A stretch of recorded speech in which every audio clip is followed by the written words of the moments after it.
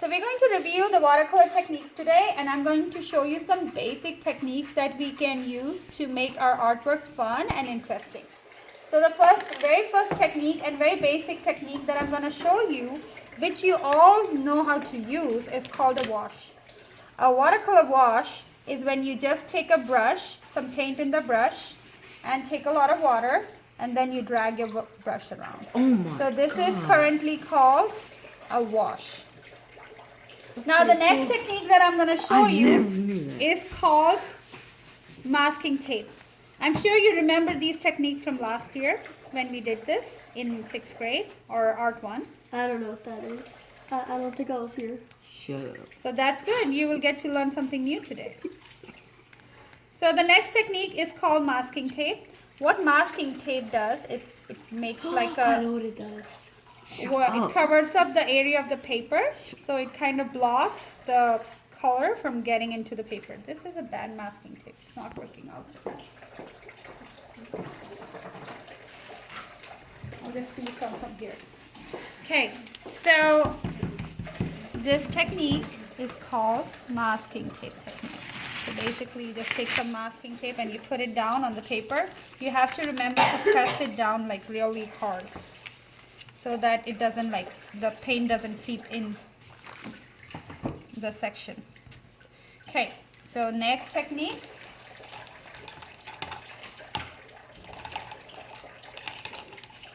Masking tape technique.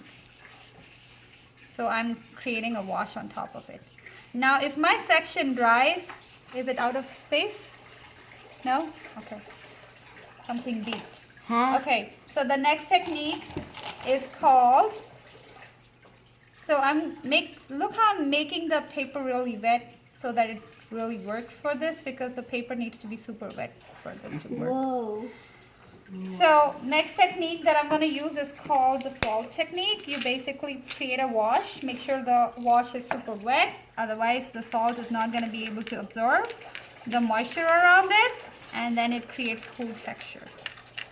Okay, so this is salt technique. How many techniques are there? There are many techniques, but I'm going to show you basics. So the next technique that I'm going to show you is called wet on wet. So I took some wet paint over here. I created a wash, and then I'm going to introduce a different color to this wet paint, which is wet to. What are you doing?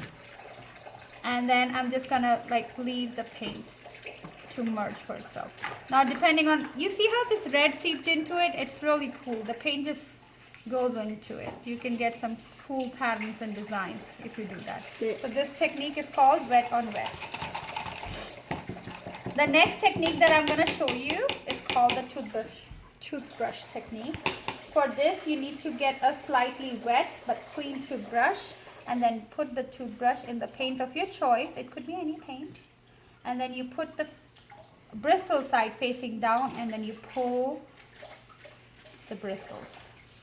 Now with this technique I can overlap more than one color to create interesting colors. I thought you painted with the toothbrush. And then you just pull the bristles, so you get cool effect like that. Okay, so the next technique that I'm going to show you is called the sponge technique. So far we have 5. Okay, so make sure your sponge is wet, slightly wet but clean.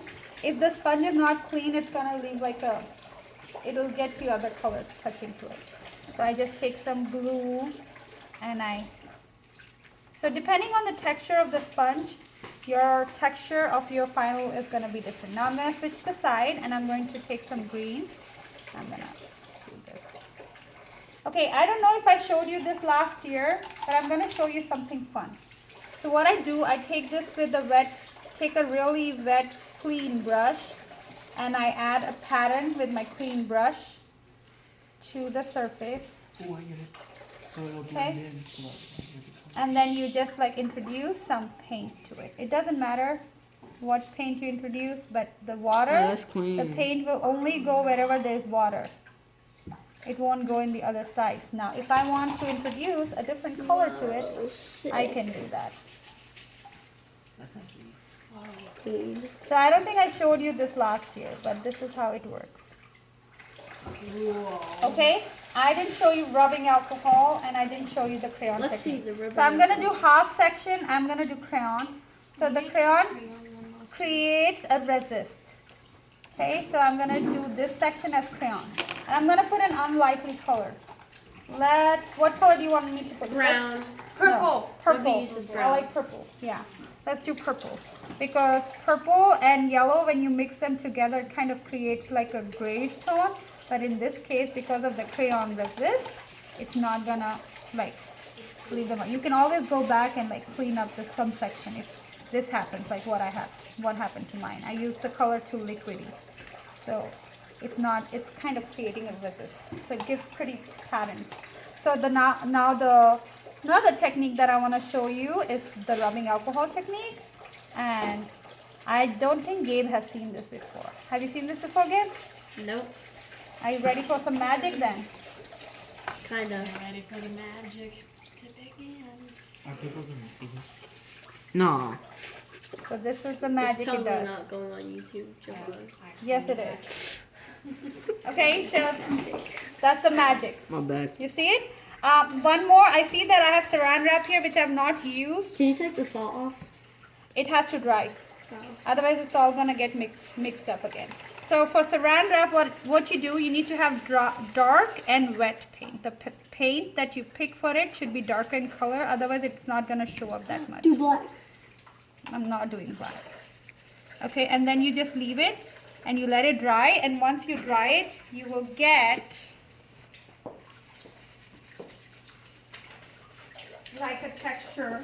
You'll get a texture like this once you lift it. You have to wait for it to dry though. That's kind of cool. Okay,